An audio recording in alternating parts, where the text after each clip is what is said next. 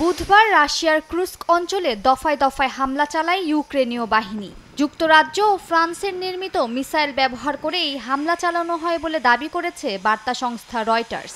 অত্যাধুনিক এই ক্ষেপণাস্ত্র স্টর্ম শ্যাডো ক্রুজ মিসাইল নামে পরিচিত। শক্তিশালী এই মিসাইলের গতি প্রায় আলোর গতির কাছাকাছি, যা নির্ভুলভাবে লক্ষ্যবস্তুতে আঘাত করতে সক্ষম। এদিকে রাশিয়ার বিমান হামলার শঙ্কায় বন্ধ আছে ইউক্রেনে অবস্থিত মার্কিন দূতাবাস।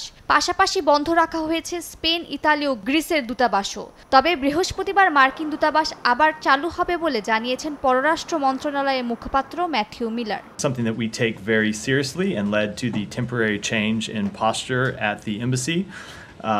We expect the embassy to return to normal operations tomorrow. যদিও কিয়েভে রাশিয়ার বিমান হামলার খবরকে গুজব বলে মন্তব্য করেছেন ইউক্রেনের প্রেসিডেন্ট ভলোদিমির জেলেনস্কি। বলেন, রাশিয়া ইচ্ছাকৃতভাবে এই মিথ্যা খবর ছড়াচ্ছে। যুক্তরাষ্ট্রের পক্ষ থেকে নতুন করে $27.5 কোটি সমমূল্যের সামরিক সরঞ্জাম সহায়তা দেয় বাইডেন প্রশাসনের প্রতি কৃতজ্ঞতা প্রকাশ করেন তিনি।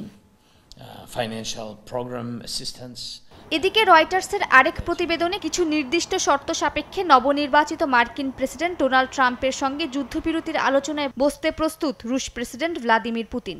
শর্ত অনুযায়ী রাশিয়ার দখলকৃত ইউক্রেনের দোনেৎস্ক, লুহানস্ক, জাপোরিঝিয়ার অঞ্চল ছাড়তে রাজি নয় পুতিন। তবে খার্কিভ ও মাইকোলাইভের মতো ছোট অঞ্চল থেকে সেনা সরিয়ে নিতে সম্মত আছে রাশিয়া। পুতিনের অন্যতম আরেক শর্ত, ইউক্রেনকে কোনোভাবেই ন্যাটোর সদস্য পদ দেয়া যাবে না।